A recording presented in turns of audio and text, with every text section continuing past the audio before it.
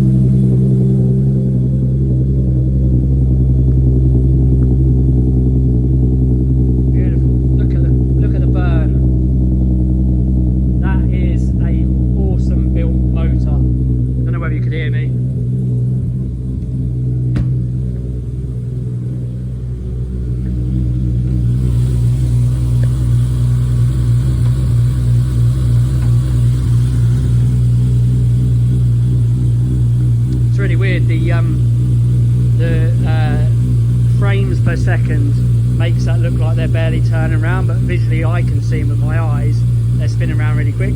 It's strange what the camera can do. Yeah, so as I expected, I thought it would screech, and it did screech a little bit. Hasn't been started for about 3 weeks, maybe. I don't think no longer than that, because I had the car out. But yeah, it's you see, just like I said just quickly, I just showed you the burn out of the back of that exhaust. Even when it hasn't been started for a while, the burn and the quality of the tune and the mapping and the build quality of the guys at Mark's Extremes Engines. Mark, the guy is awesome, and the car is sweet. It's there's no mechanical weird horrible issues. I think I've got a belt that I need to change, that's about it. This has stayed very strong and true, but I haven't just had a chance to turn it up, and also because of those weird traction over safe issues and then the fuel pressure issues before, I haven't really had a chance to lean on this and turn it up. I think with the traction control less wild, it should free it up and make it a little bit more powerful, and it will be less holding it back. So I'd like to believe on low boost this will be easy in the high to mid 5 seconds, 100 and 200. It's already posted a 5.7 on low boost with the traction control really reining it in. So I think when we turn it up bit by bit, I think on the highest pump fuel setting, easy into the 4s. You've got to remember this is a H pattern, 6-speed gearbox manual, and then I reckon when we turn it up with the race fuel, this should easily be somewhere in the 3s. And we've got loads more plans for it. It's really exciting. It's my favourite car, my lot, and I love it. And yeah, I guess that's the main cars. Obviously we've got other cars, we've got some cars in the background there, but this is the main beauty. And as my RS3, I'm enjoying the build, enjoying the stuff there on that as well. Just going to quickly turn this off now. We'll let it warm up a little bit more and then turn it off, and then I'll talk to you a little bit more about our plans with this and the RS3 and shows and things like that as well.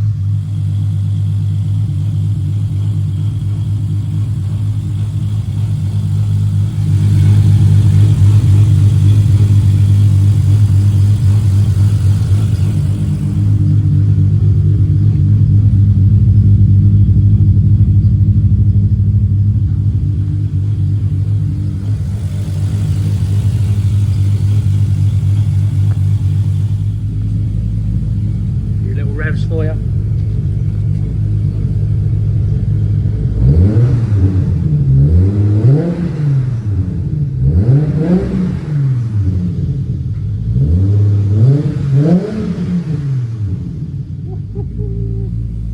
How nice is that? Right, I just turned the car off. You can hear the Gen 2 dual ball bearing wheel just freewheeling, just so free. That's why those precision Gen 2 turbos are just epic. The next gen ones which have just come out, even I'm hearing just unbelievable things. I can't wait to potentially use one on here, but that's stories for the future and the very near future potentially, but I'll tell you about that another day. I am planning on doing loads more to this car always, but I just wanted to really give you a real quick update, I suppose, on other things. Plans. So yes, there's lots of car videos coming, full reviews. We've got a full day manufacturer test day where we're going to be driving loads of cars very soon, and hopefully we'll then get some press loans as well, so keep an eye on the channel for all our car kind of reviews as well as car content on this and the RS3. And with that, shows and stuff like that, we will be coming thick and fast to lots of different showgrounds and shows, both in the Supra and the RS3, or sometimes one, depending on how we can get around logistics of getting them there. But first and foremost, if you are watching now, you may hopefully join us at the officially gassed event at Silverstone coming up. Can't wait to go to that. We're going to be taking the RS3, maybe round track, we don't know yet, but we've got so much other things planned as well as track days and things like that. We'll probably try and put some stuff in the bio, but if you want to hit us up and ask us or let us know where you're going and maybe to see if we're going to go there, or make some suggestions of some shows that we're going to go to. The obvious ones we're normally going to go to, like Goodwood Festival of Speed, I always do. But anything you can think of we should get our asses to in the Supra or the RS3 or both, let us know in the comment section. And guys, thank you always for your support. It ended up quite a big video, as you'll probably see, but thank you if you watched all the way to the end. Anyway, guys, thank you so much for watching. As always, like, share, comment, subscribe. See you again in the next one. Bye for now.